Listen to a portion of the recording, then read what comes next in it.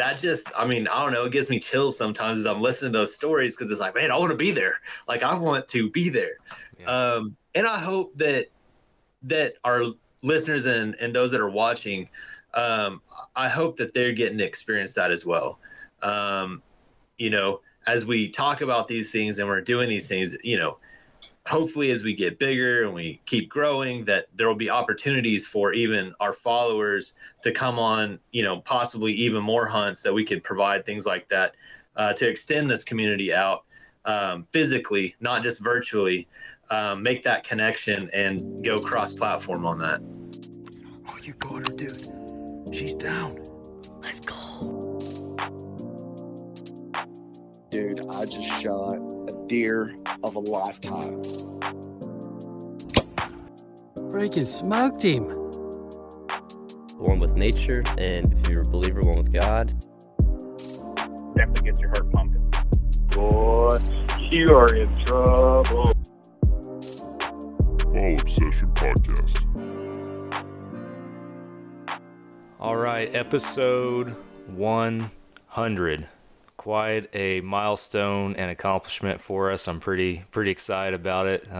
Awesome being here. So I'm Sam with Fall Obsession, your Fall Obsession podcast host, and thank you to listeners or viewers, however you guys might be joining us. Appreciate y'all tuning in. Our podcast is driven by Ridge Rock Hunt Company, and I will talk more about them at the end of the episode. On here with me for this anniversary episode, if you will, we got our Fall Obsession admin crew. Drew Tordick is back with us from Minnesota. What's up, Drew? Hey, how's it going, Sam? Good, man. Happy to have you on here. And for the first time in a very long time, back on the podcast, my fellow Texan down here, our other administrator, Nick Latham. Welcome back, Nick. Hey, thanks, guys. Glad to be here. Happy to have you as well. And we are unfortunately missing one of our Fall Obsession administrators. I know in our promotions over the past several weeks of this milestone, we were talking about how we'd have all four on here. We're missing Nick Powell, our media production guy, but Nick is a full-time firefighter paramedic, and he was, of course, the timing just didn't work out that way. He was assigned to a wildland deployment to go out and fight the wildfires that we're dealing with right now, in kind of in West Texas and then up into the Panhandle and everything. So he is out there slaying the dragon as we speak. So he's unable to join us, unfortunately, but we're praying that he gets home safe, and him and I will get back on here for kind of his anniversary recap in a coming episode here in the next few weeks at some point. So, but for now, we got this team on here again. Super excited. This is a big deal in my opinion. We haven't hit we're past the official 2-year mark of our podcast, just slightly by a month or so. But episode 100, with the exception of a few weeks here and there, just because of scheduling or time constraints, we've done a very good job, in my opinion, of keeping an episode fresh hot off the press every single Monday morning, which has been challenging at times. But needless to say, I know I've said on the podcast before, this is one of my favorite methods of content creation, or one of my favorite things to be a part of, because I feel like we can just get on here, hang out, be ourselves for the most part. I know we do the podcast videos now, but don't have to really worry about what we look like, a whole lot compared to some of our other media. But it's been a journey, and we've met a lot of interesting people through this podcast over the past couple years, and people that we probably wouldn't have met otherwise. So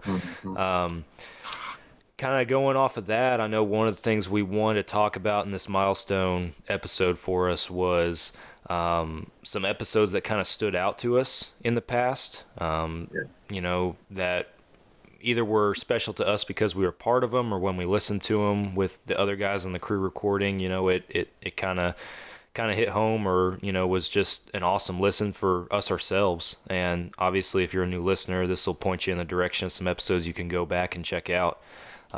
But Nick Latham, I'll let you start, since it's been a minute since you were on here.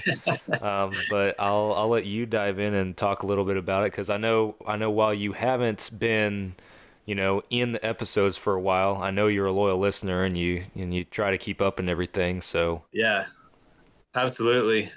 I mean, I don't know, I just kind of go back to even some of the first ones that we did when I was on a couple of them.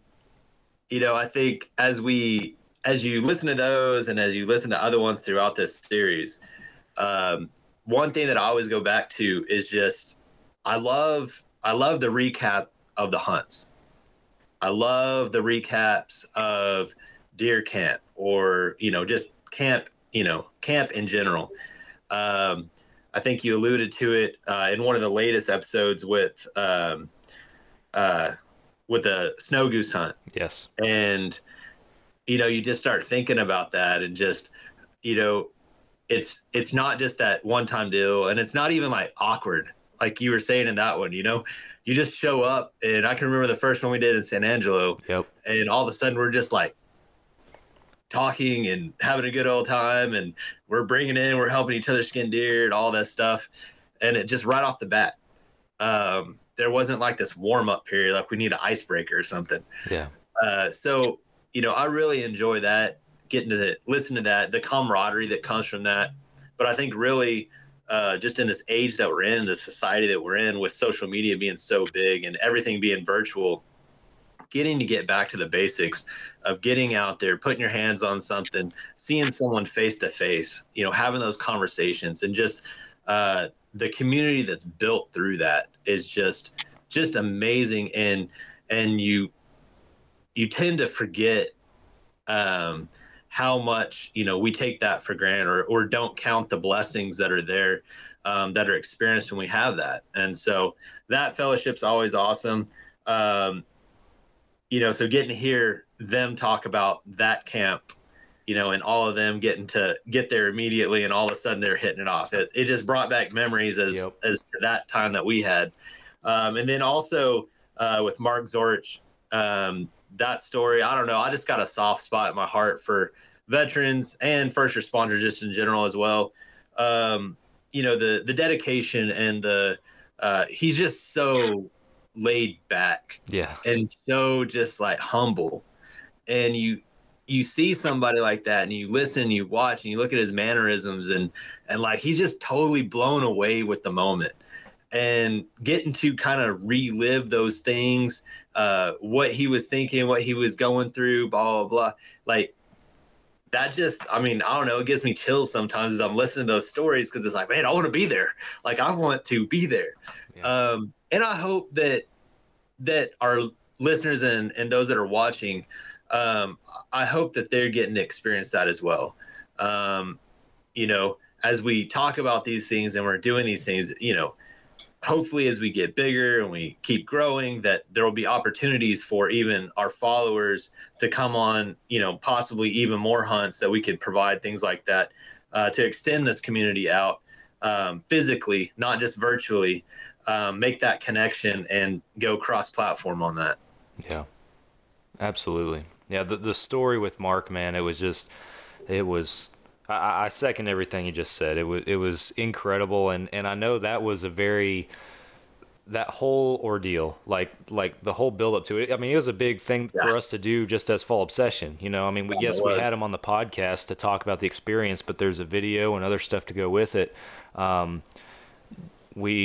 For those who don't know, we did a veteran giveaway last fall at Fall Obsession. We had one of our pro staffers down here in Texas, Waylon Langford. He offered up a hunt, is what he did, and for a veteran, and we kind of did I say giveaway. It was a giveaway, but we wanted these guys to apply, and actually, tell us their story. We wanted to choose somebody and give this hunt to somebody based off of that, and we got Mark obviously applied for it and everything, and I remember calling him and he's super excited. I called him and left a message first. He never picked up, and then like 30 seconds later my phone's ringing, he's calling me back and he's like, "Are you serious?" Like he's so pumped and so excited. And so at that point I'm excited for him. I'm excited about it, but I'm really nervous at that point because we never done anything like this before. And now I'm thinking, all right, this guy's expectations are here. Yeah. I have to meet, if not exceed those from this point on. And, you know, it was nervous for me. And, you know, Waylon had been talking to me about, you know, just some of the dry weather and stuff that we've been experiencing, and how, you know, he wasn't seeing quite as many mature bucks and stuff. And, you know, I kept reiterating to Mark, hey, it's a low fence property. It's a free range whitetail hunt. This is not a ranch. And he's like, yeah, man, it's good. I'm good with it, you know. And you know, I was nervous going to pick him up at the airport. I'm like, I'm about to drive in a car with a guy for 3 hours that I've never met before, and go out and hunt with him for a weekend. And man, it just like deer camp, like you were talking about, you hit it off right away. Like, yeah. You know, he shows up at the airport, and just like that, we were off and running. And you know, seeing his excitement the whole time. It was freaking cold that weekend. I was freezing my butt off.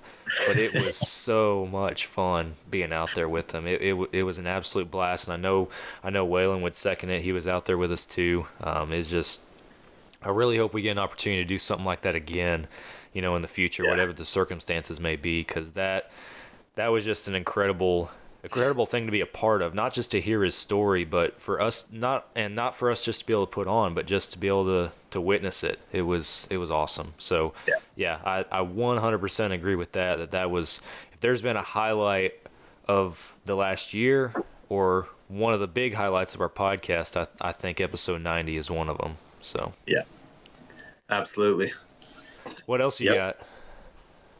I don't know. I got stuck on that one. Yeah. Like, I already knew, like I told y'all, like I already knew that was going to be my favorite episode. Yeah. Like, you're watching this and you're just like, just watching. So we had that video series, and so I'm watching that, and then I'm like, I already know, as soon as we get this guy out, like the way he reacted there, I know I'm going to love that podcast, because the dude is just so humble and amazing.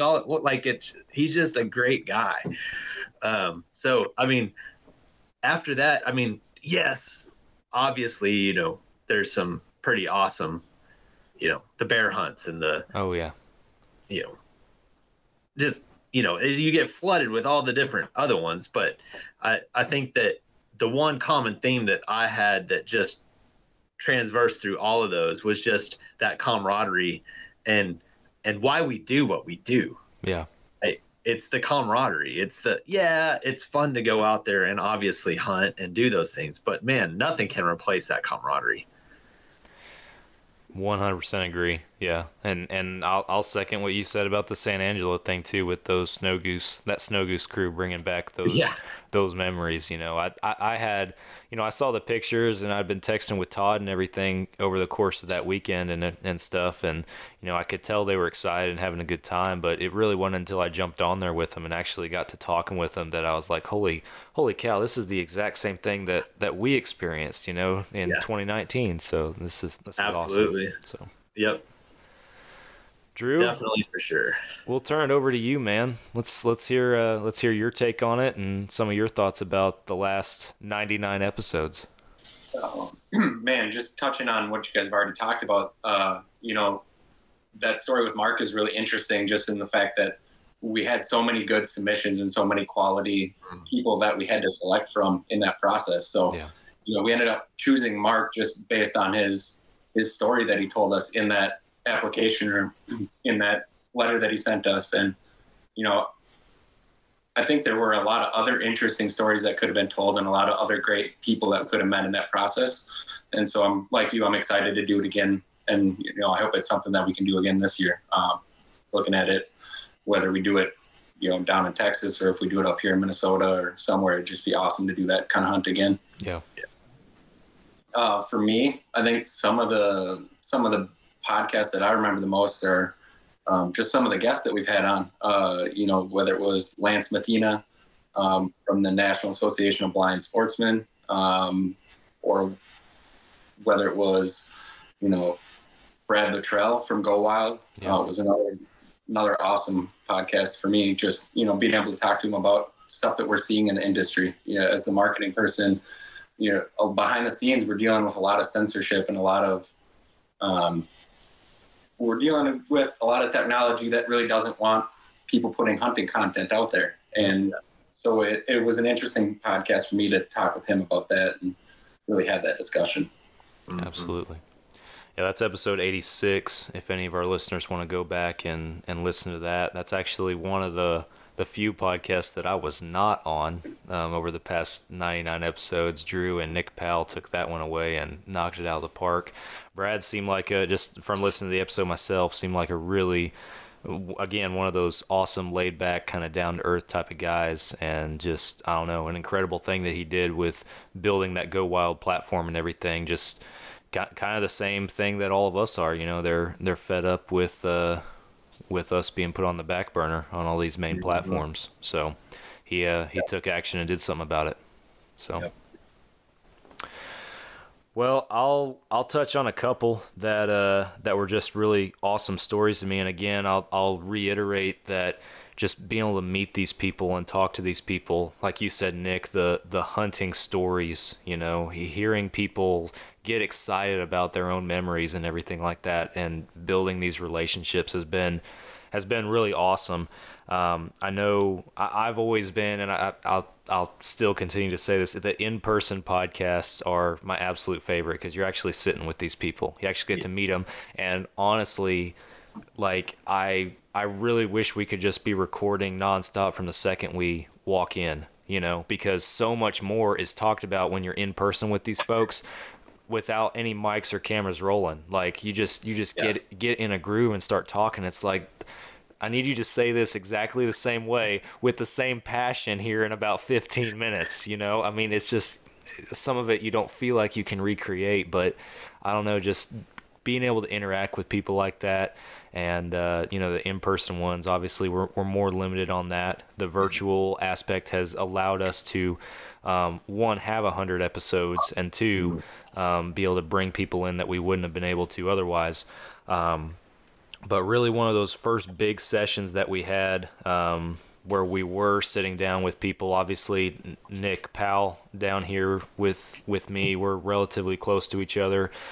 So we were able, especially early on, to meet up a lot and record some of those early episodes in person. So we had that element of it with us, but we sat down with our fellow pro staffer Waylon Langford and Chance Nelms, another friend of ours, actually from the fire department, for episodes 25 and 26, and we were really just talking about their unique hunting environment, the same environment we ended up taking Mark to, you know, with the veteran hunt, but really talking about just the uniqueness and the big whitetails that they have up there, and just hearing their stories from up there. And I think in that second episode, Chance in particular got into some, or maybe it was later on when we had him back, I don't even recall now, but we had him back on later for episode, I think he joined us for 43, 44, and 45, and he talked about some just absolute crazy stories, like being, you know,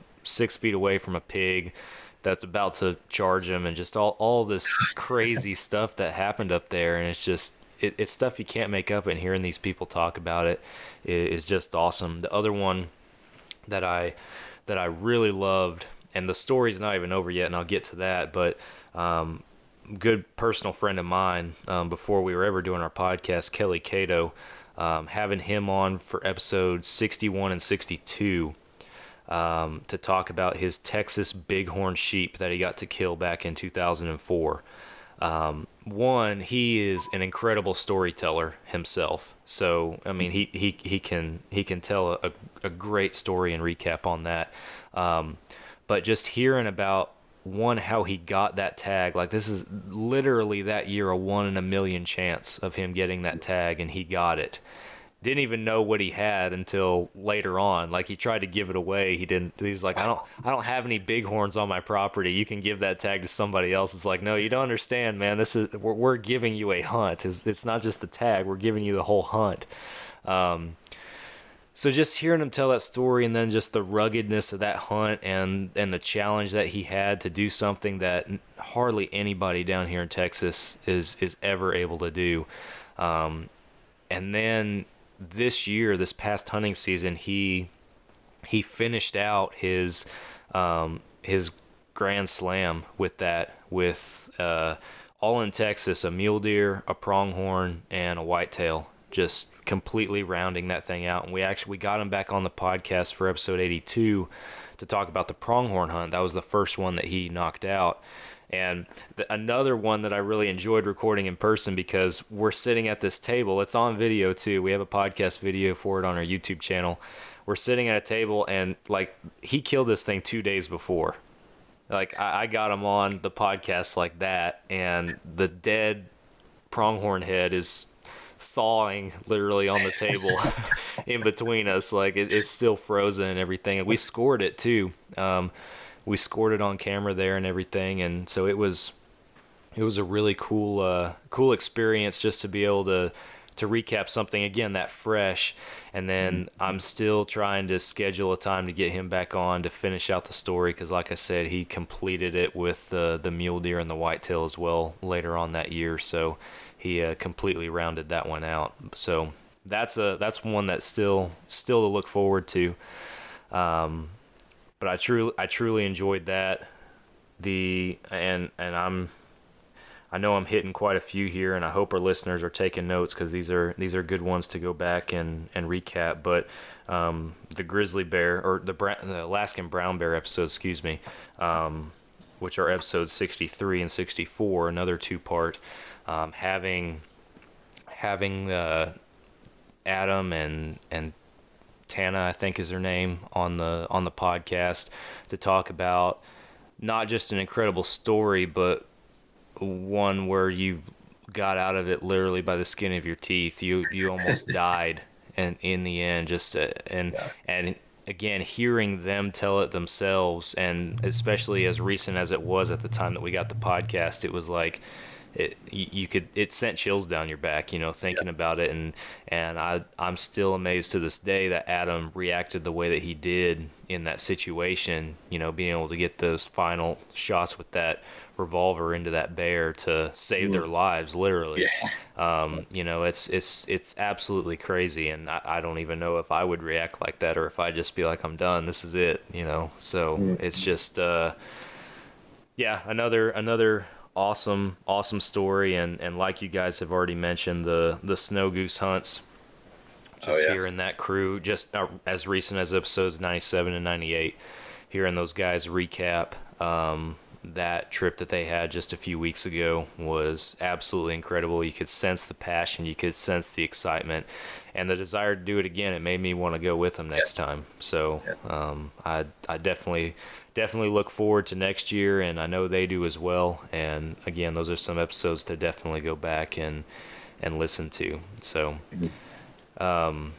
and the last thing that I'll say too, just on the building relationships, and I know I alluded to this in last week's podcast with Derek and Lacey from Ridge Rock, and I don't even know if you guys have had a chance to listen to that one yet. At the time we're recording episode 100 today, that episode's only been out for a few hours, so it's hot off the press as of today. But go back a week for our listeners, episode 99, meeting with Derek and Lacey. They've been on the podcast several times with us over the course of these past 2 years, and that's just one of those relationships that we probably never would have had if it weren't for our podcast. I told Derek last week that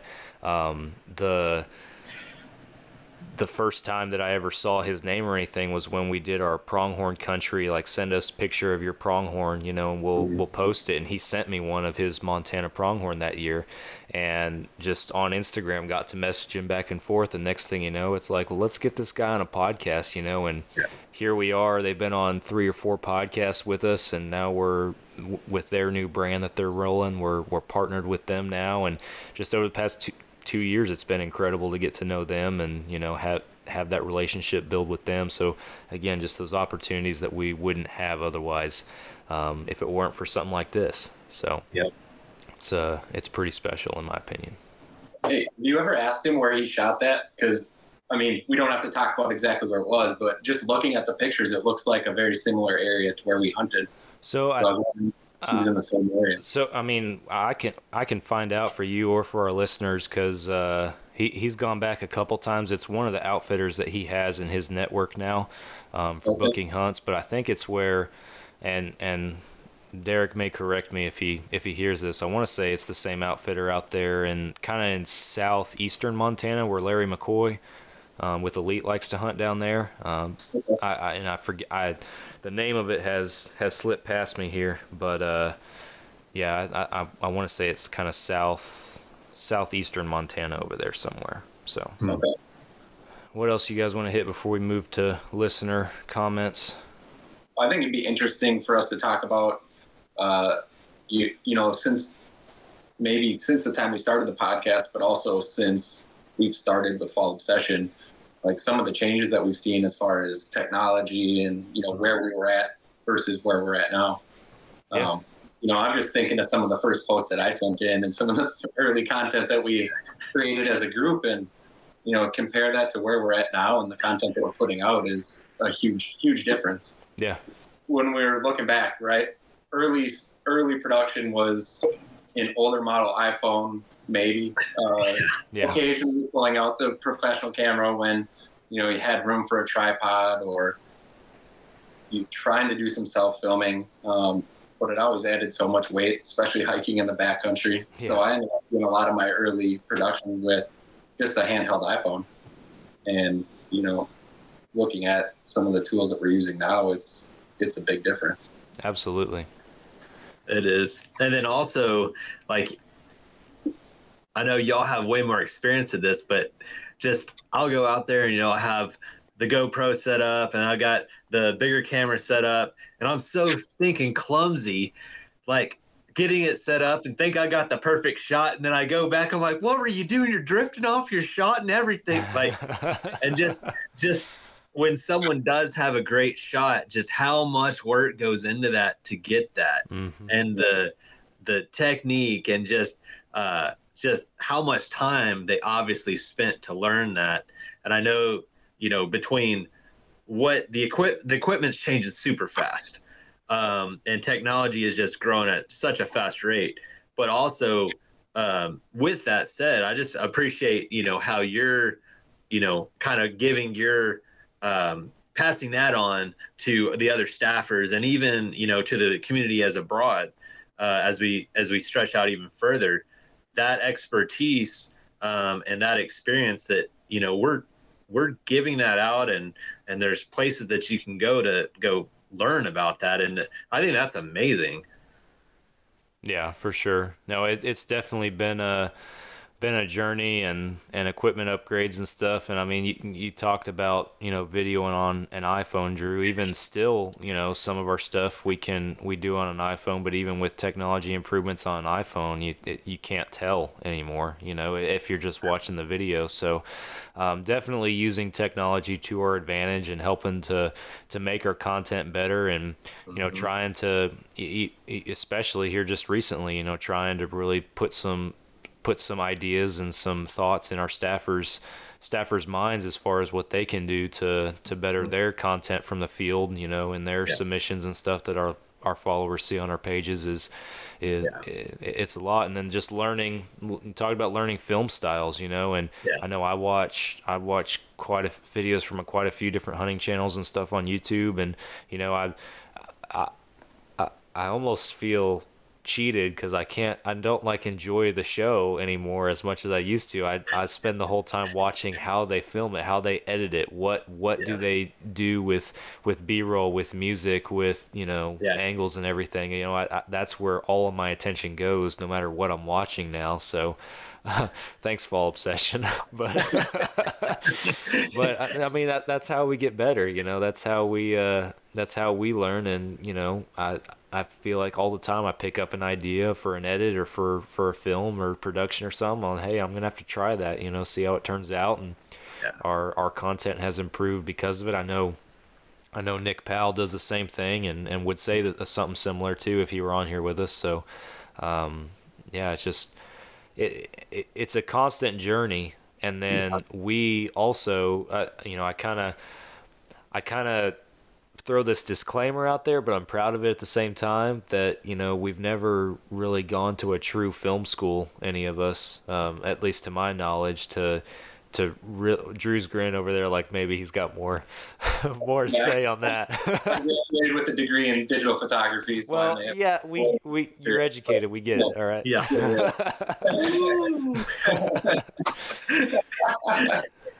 I have never gone to a photography school. Pal has never gone to photography or videography school. I know Nick And all Latham the people on has. our pro staff and field staff that produce great content haven't. Yeah.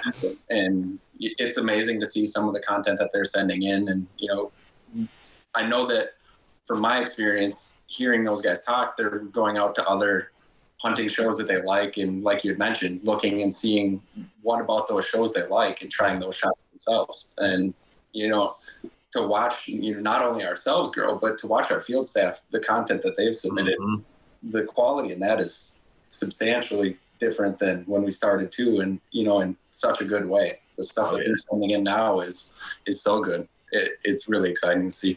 Well, and again, we're learning as we go, and we've learned a lot, and then also just learning on what needs to be posted and what doesn't, and I know there's probably some staffers, even though they might not have openly expressed it with me, when they send in something that doesn't meet that quality and we bounce it back, there's sometimes I'm sure that there's that feeling of, well, what the heck, man, but they if so, they haven't taken a great initiative to openly express that to me, and that's fine. But ultimately, that's what helps make it better, because we don't just say no thank you. We provide feedback. We include, hey, next time maybe try this, maybe think about this might be better for this type of content, and try to build things up for them and give them more ideas on how they can improve as well. So yeah. And when we say obsession, I mean, obsession's not just getting in the stand. Obsession is the all-encompassing aspect of capturing that moment. Yeah. And so we're constantly going to be you push the limits, go further, go deeper. We want our staff, we want our community to do that. We don't want to just stop with, oh, well, that's good enough. No, we want to keep going, like get better all the time. Yeah, exactly. Yeah. I was laughing hearing you talk about, it's more than just the fall hunting stuff. I was recently up at my farmland, a little bit north of here, and the amount of snow that was up there was insane. I went out there with the hopes of shed hunting. I texted some people in the area, and they said, oh, there's, a few inches to a couple feet.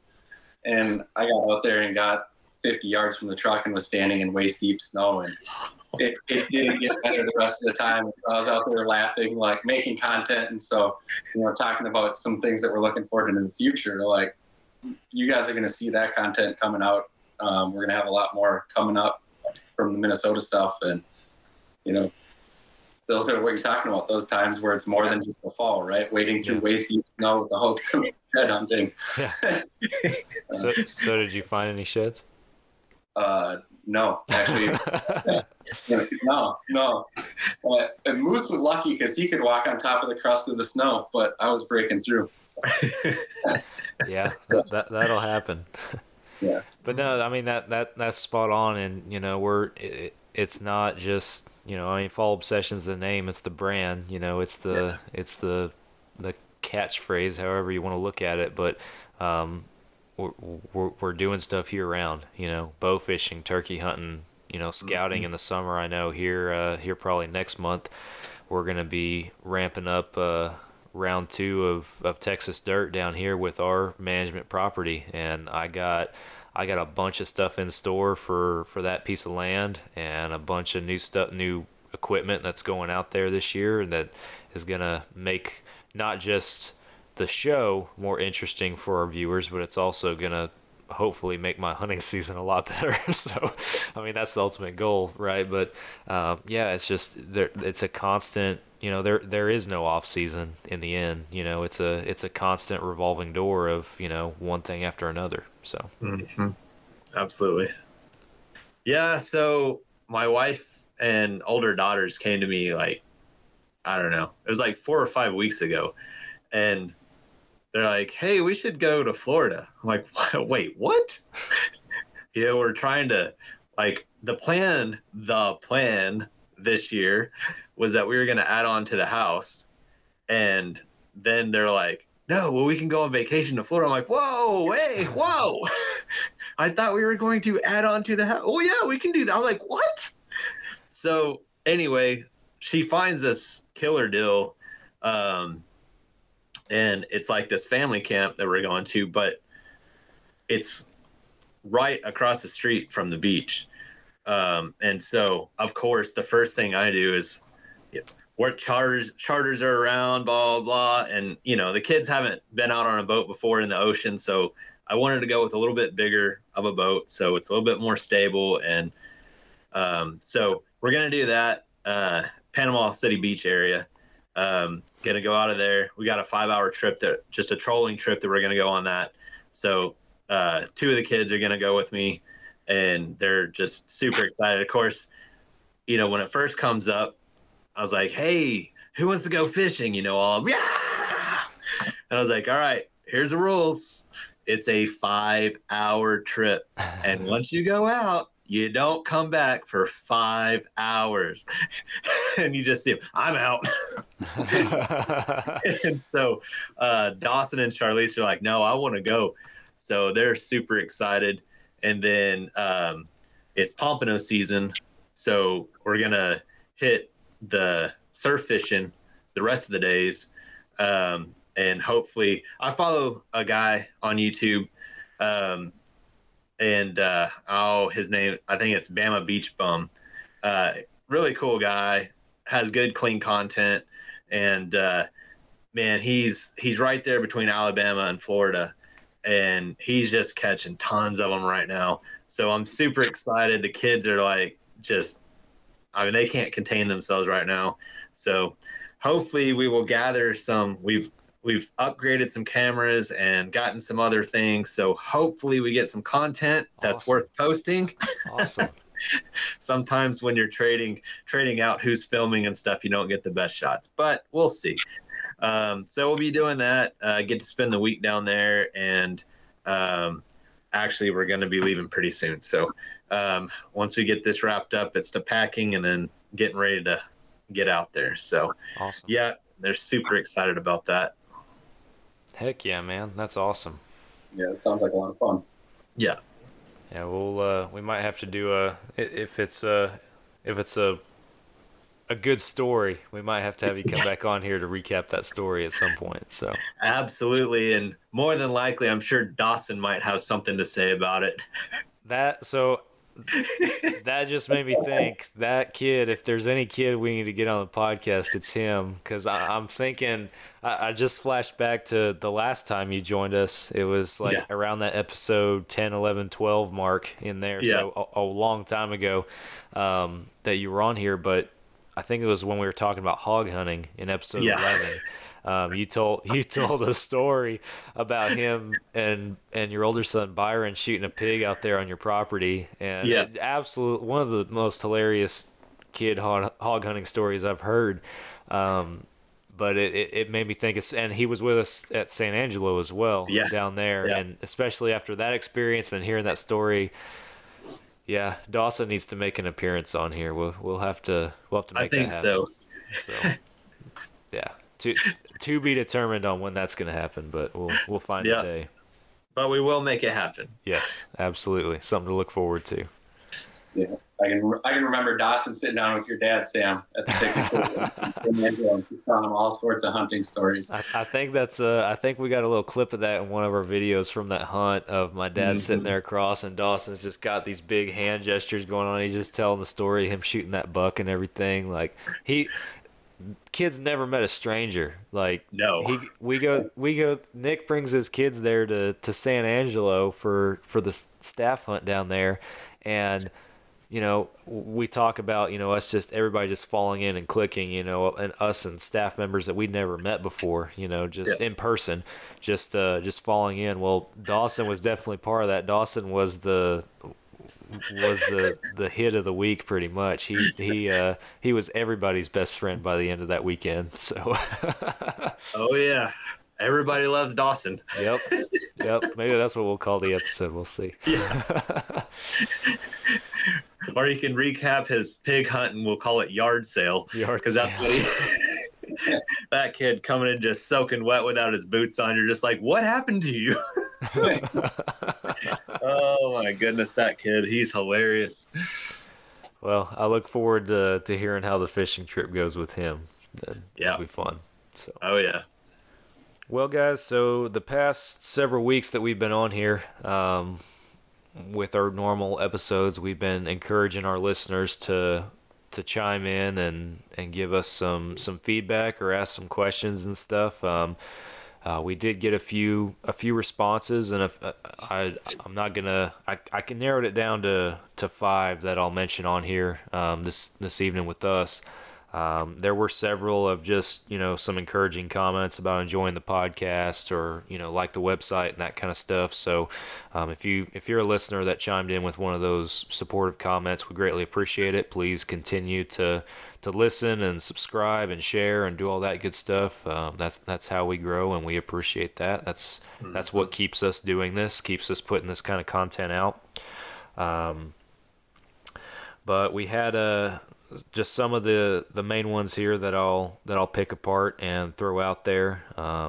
Mr. Daniel C. from Indiana, he chimed in and said that he would love to see some more videos talking about bow teching from home, if you will. And he commented on how he loved the 2022 or buying a bow in 2022 podcast that Nick Powell and I did not that long ago. So that is an episode for our listeners that we kind of talked about what's on the market today and kind of how specs on bows are determined and how they work right now. So if you are looking for a new bow right now, that's one to listen to. And I think Daniel's right. We should do some more videos on bow teching. So we'll see what we can do to make that happen. I know I'm passionate about archery, so I'm sure I could come up with something to talk about. So yeah. We got a huntress on here, Amy from Colorado. She simply said, "Bring Allie Butler back on." Allie Butler is one of those guests that we had on. I think it was early 50s, either 52 or 53. I want to say is the episode number that she came on. Allie hunts out there in the Midwest, kind of Kentucky, Kansas area over there. So we'll have to reach back out to her and maybe try to schedule another episode to have her on. So it was a good conversation last time we had that. Talking about Go Wild, Drew, and that episode you did with Brad Steve from Michigan. He says he listened to the Go Wild podcast and signed up. He really likes the app. But wants to know what we as Fall Obsession are going to do to combat censorship on our main platforms. And I know we kind of briefly discussed that, but it is I don't know, I figured I might throw that one to you for just a second there, because as we've already alluded to earlier in the episode, it's is that Moose? Yeah, it was Moose. I was in trouble. Man, we've had 3 weeks now where we've had a dog chime in on the podcast. We had Andy with the Snow Goose recap. His dog was getting all up in there. And then last week with Derek, his dog just randomly jumps up into his lap while we're recording. So guys will get to see that pretty early on in the podcast video when it comes out. So, and now Moose is making a ruckus. So yeah, it happens. Yeah, it does. So, that's a great question about Go Wild and what we're doing to combat the censorship, if you will. I think the biggest thing that we're doing, there's not much we can do to combat it besides adapt. So one of the things that we've really been focusing on and discussing as a group is how can we create content that resonates with our viewers, that isn't necessarily hunting content, or unfortunately doesn't even have a bow or shooting in it. What's the auxiliary content that we can create that'll resonate with people, that can still get the coverage that we need to bring in new viewership? Yeah, this is probably the shortest way to answer that question. Yeah, it's a question mark kind of. So yeah, it's something we're always trying new things and sort of trial and error, seeing what works and what doesn't. Just briefly, I can talk about it. Some ads that we ran recently, we saw some amazing results for some of them and some pretty poor results for others. And the only difference between the two was the picture on the thumbnail. So it's surprising what they're flagging and what can affect your performance. So we're doing everything we can to get as much coverage as possible. Yeah. Yeah, it's an uphill battle, and unfortunately in this industry, especially for smaller fish like us, one that is that's hard to fight. But like you said, trial and error, keep plugging along and see what works. So yep.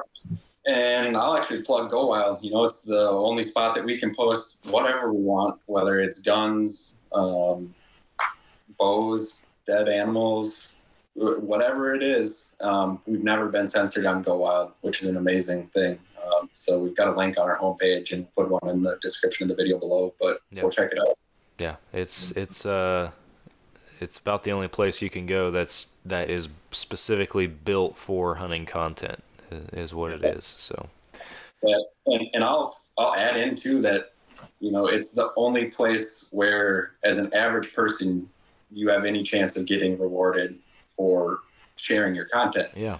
You know, the first time you sign up and submit a trophy picture, they give you a $10 gift certificate to use on any hunting gear you want. And, you know, you just keep getting rewarded. So that's another benefit. Yeah, they have a reward system and a point system and everything. And, you know, I mean, sometimes it's, like you said, discount codes or gift cards, decals. Sometimes it's hats, T-shirts, you know, bigger. I mean, the farther into it you get, you know, the kind of the greater the reward is as it progresses. So they got an awesome system in place with that, and even a system that we've taken some pointers from, you know, in modeling some of our own staff programs. So, you know, they got a good thing going for sure. So. Couple more real quick. Ryan from Florida asks, what is the best bow for under $1,000? I know like I just mentioned, we had a podcast not that long ago, Nick Powell and myself, talking about just that, you know, kind of what's available on the market right now. The short answer for this podcast is that a lot of the name brand bow manufacturers have a midline bow that is built for kind of that price point, anywhere from $600 to around $800, and typically for $100 or $150 more, they have what's called an RTS or ready to shoot package that you can put on that bow, which basically has that bow rigged out, ready to go out the door for under $1,000. All you need is arrows and a release, and you're good to shoot. So, best thing to do, Ryan, if you're listening, is go to your local dealer, shoot some bows, see what fits you best. Make sure you try that Elite. They have an awesome bow this year for 2022 in that $600 price range at the lower end of that at that spectrum. So, needless to say, see what bow works best for you. Try them all, and you know, shop around, shop prices, and ask your dealer, your pro shop, if they have a ready to shoot package for any of those. So, no, they should get you fixed up. So I'd add in one thing too. You know, really look at and compare those models that give you a lot of adjustability, especially if it's your first bow. I know me personally, my draw length varied quite a bit. My draw weight varied quite a bit when I was first learning, and really being able to dial that in and tune that was a big factor. And, you know, there's multiple companies that make those adjustable bows, but probably include those in something that you're looking at too. Absolutely. And again, if you want more details on exactly what those bows are, go back and listen to that podcast. Again, it's titled Buying a Bow in 2022, just a few weeks ago on our Fall Obsession podcast. So, all right, last one, and we will kind of round it out. Brandon from Nebraska says he listened to the Snow Goose episodes, and he asks, what do you have to do to be a staffer? So, again, this is a group of our own staffers that are meeting up and having a good time. I kind of wondered if we'd get some inquiries about this, but I'm glad that we did. Brandon, I believe you just got to go to fallobsession.com/staff opportunities, and you can apply straight from there. We'll put the link below. It is I mean, we explain everything as far as how the staff program works and everything on that page and stuff, so you can read through it and get a better understanding for how we credit content, how we reward for posting and that kind of stuff, and kind of where those benchmarks are and everything, and go from there. You can send us fill out that form, and that'll send us an email saying that you're interested, and from there we can get you hooked up with an official application and start that process. So, and that goes for anybody that's interested in applying. I know that we have had a wait list in the past as far as that we're trying to work through for new staffers, but we recently, like I mentioned earlier, we kind of remodeled some stuff in our staff program. We made some adjustments, and so we're finishing out that wait list right now, and we are accepting new applications. So if you guys are interested in joining our Fall Obsession staff and being a part of this team, go to our website and apply. There's plenty of different spots on that website that'll direct you to the right page. So I'd say the other thing that you should do too is, if you're interested in becoming a field staff with us, make sure you have a good social media page, that you're interacting with people, that you're posting content that reflects what you want to be considered for. So make sure those pages are public too. Yeah. And to build on that, again, we're looking for content creators, or the folks that we want to, and not to say that maybe you're not a professional photographer or have a bunch of professional style outdoor photos on your page or everything, but we're looking for people who are passionate about content creation and doing so and hunting in the outdoors. And if you fit that bill, then absolutely we'll want to have you on the podcast. Or we might want to have you podcast. We want to have you on staff. Let me rephrase that. But also, our staff program is far more involved than any other staff program, in my opinion, as far as how much not just we interact with our staffers, but our staffers interact with each other.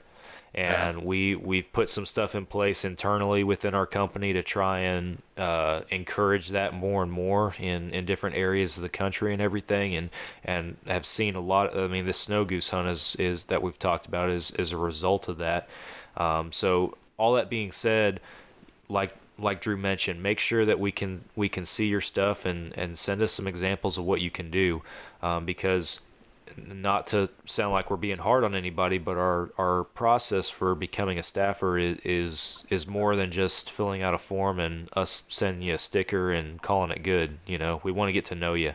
So be sure that you set yourself up to be successful in us being able to do that. So well, guys, you got anything else that you'd like to talk about in our milestone episode here before we head for home? Nah, just amazing. Yeah, it's crazy. It's amazing. It's awesome that we have 100 episodes on. I forget where I saw it, but it was pretty early on in our podcast. I saw something where like a very large percentage of podcasts that people try to start don't make it past like episode 8 or something like that. And here we are at episode 100. So I always think back to that. I wish I saved the article or whatever I read, but it's a cool milestone. And what's even better is we're not done. We're excited to be here and obviously making a big deal out of it with this podcast, but next week will be episode 101, and then after that 102. Like it's not going to stop. So on that note, for our listeners, be sure that you follow and subscribe on whatever podcast platform you're listening on. We're on all major podcast platforms, as well as our website, fallobsession.com, and our YouTube channel. Be sure you subscribe to that YouTube channel. I know Drew has been doing some hard work over there on the YouTube channel and everything to get that content top notch, and we post multiple times a week on that with new videos over various topics. A lot about our podcast, but then a lot of other stuff, is especially right now with what we're doing in the off season and everything. So be sure you guys subscribe. Facebook, Instagram, Twitter, those are the big name social media platforms that we are on, and we do ask you guys go and follow and subscribe if you're active on those platforms, because that does help us despite some of the stuff we've talked about today. And then Go Wild, go check them out on their app, and set up an account and get going. It's free to start and everything like that. You don't have to pay a dime if you don't want to. You can buy gear and other stuff through their app, but that's about the only time you're going to pay money. So go check them out. fallobsession.com/podcast. That's where you guys can listen on our website, and there is a form on there like these few folks have filled out to send us some feedback for this episode. You guys can still send us feedback. We want to know what you think, so be sure you log on there and send us some stuff. And we also have a bunch of new apparel on our website, some new spring designs we got a bear hunting t-shirt on there for our Bear Country campaign, Midwestern High tee coming off of the high of that snow goose hunt. We rolled that one out. New hat on there, and a couple other hats that by the time this episode rolls out, they should be back in stock, some of our popular designs from the past. So be sure you guys go check it out at fallobsession.com/store. Ridge Rock Hunt Company, they are our podcast partner. Derek and Lacey over there in Mississippi, they book hunts. They will set you up with a vetted outfitter. They were on the podcast as early as last week, episode 99. They came and joined us, and in that episode, we talked a lot about turkey hunting, really. And again, just some stories. Derek's shared a lot of stories he's already gone on a lot of turkey hunts already this year, and we're not even through April. But he also talked about Ridge Rock and what they're doing over there to set people up with vetted outfitters. They are good people, and Derek mentions multiple times that he works with hunters to find something that works for them, that's in their budget, that'll put them where they need to go and where they'll have good success. And every single one of his outfitters, he's either hunted with himself or he's had somebody he knows and trusts hunt with him. So you're going to a good place no matter where you go with them. So again, Ridge Rock Hunt Company, check them out on social media and on their website. Gentlemen, anything I'm missing before we hang it up? So I was going to say, looking back to when we first started this podcast, I don't want to say I was, twisting your arm or really trying to convince you that it was a good decision, but I do remember a little bit of hesitation on your end, and not necessarily because it wasn't a good idea, but because it was going to add a lot of workload to, where we were already at as an organization. Are you happy you've done it? 100 episodes in? I am happy that we've done it, for sure. And yeah, I was right about it increasing the workload. I'll say that. But I'm glad we've done it. It's been a good thing, and like I mentioned earlier on, it's one of my favorite methods of content to be a part of creating. Honestly, I love doing this. So yeah, it's a lot of work, but it's worth it in my opinion. So Big thanks to Nick Powell, who does a lot of the editing behind the scenes too. So Nick spends a lot of time in that editing room, and we appreciate it. So yeah. All right, guys. Well, thank you all for listening to another Fall Obsession podcast episode, and we will be back next week for episode 101. Stay tuned.